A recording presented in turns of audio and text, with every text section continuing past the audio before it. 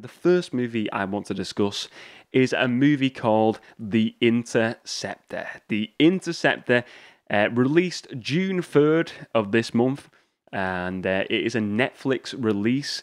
Now, this movie stars Elsa Pataki, and if you don't know her, she was featured in, I believe the first movie she was in is the Fast and Furious 5 movie. I mean, the first significant movie. I'm sure she's been in other movies as well, but she was in, I think it was where that movie was set in Brazil, wasn't it? And she was one of, like, I think she was like a police officer, or sort of like she was a police officer who worked with The Rock's character of Hobbs in the story in that movie. So you'd know her from that. I believe she is Chris Hemsworth, his wife as well. But she's in her own right, she's a really good actor.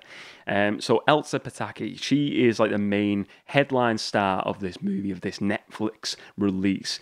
So what is the story of The Interceptor?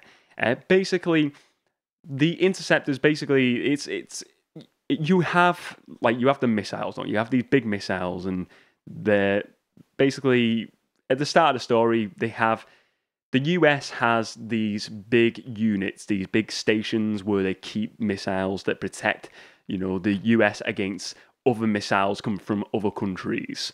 And they have two locations within the US. One on the ground in the US, I think it's in Alaska, and in the other one, it's offshore in the US, so it's in the middle of the sea or the ocean. And basically, one of them gets hijacked. One of these sites gets hijacked by Russian terrorists.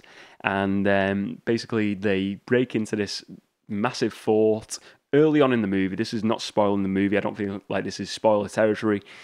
They take over this big missile place.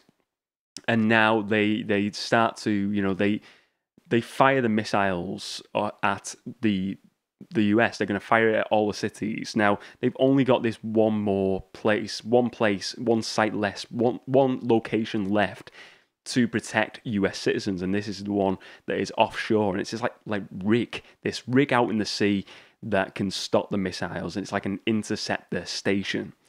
And basically, the character of Elsa Pataki's character, she's an interceptor. She's an army person, and she's this interceptor where she's like good on these computers. She can like program the missiles to shoot out these other missiles to protect the US.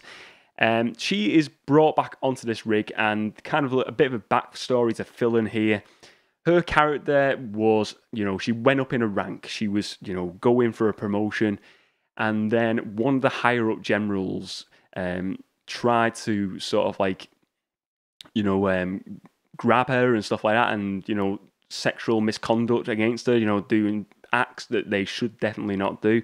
And then she had a wire, she sort of recorded it all, but she sort of got like dismissed kind of like for it, and she got demoted back onto this rig as the Interceptor, and she lost her promotion, and people just despise her basically. But she was, she was not like the bad person in this. It was obviously a higher up general who was trying to like grope her and stuff like this. But it was just the way it was. She ends up getting demoted, going back to this interceptor rig in the sea, what she worked on before. She takes on a role again as the interceptor. And the day she arrives on the rig, it gets taken over by terrorists the same day as the other fort gets taken over by terrorists as well. And basically, this story then becomes kind of like a Die Hard meets Under Siege. I would say it's the vibes of this movie are very much like Under Siege with Steven Seagal. A movie I've only watched maybe in the past year or so, but I really enjoy that movie. And it has really got them vibes of that movie, Under Siege, where it's on this rig and you've got these terrorists taking over, and she's got to protect it and protect the command center from these terrorists, and then she's got to try and stop these missiles from hitting all these American cities. The terrorists, basically, the Russians want to destroy America. It's a really over-the-top plot, but that's the premise of it. They want to destroy America with these missiles, and she has got to stop it. She's the only hope of saving America as the Interceptor. And yeah, we see this, there's a few terrorists on this rig. The SWAT teams, like the army teams, the backup, can't get there for like an hour, and she's got to defend the fort, defend the command center against these terrorists. It's a decent story. I will say, what I will say about this, look, I don't think the acting is bad in this. I don't think the acting's bad. I think the dialogue is bad. I think some of the dialogue is really cheesy and is a bit. It's just an over the top movie. It feels like an 80s and 90s throwback movie. It's not like a top tier of dialogue acting.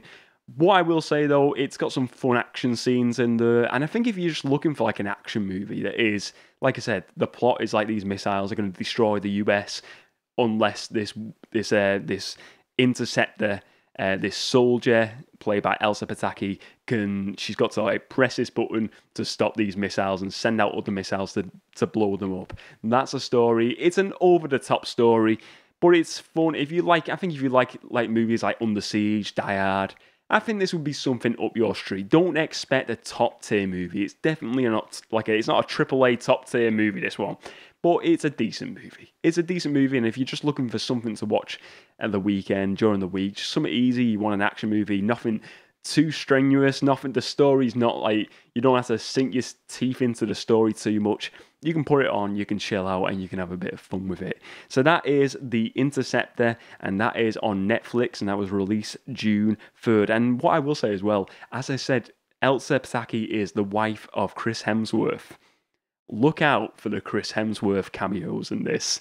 Chris Hemsworth is in this movie in a very minor role, a cameo role, but I thought it was really cool that he featured in the movie. And when you see him, you're just like, oh, wow, that's Chris Hemsworth. So he's in this movie, and so that's The Interceptor. Check it out if you like your action movies.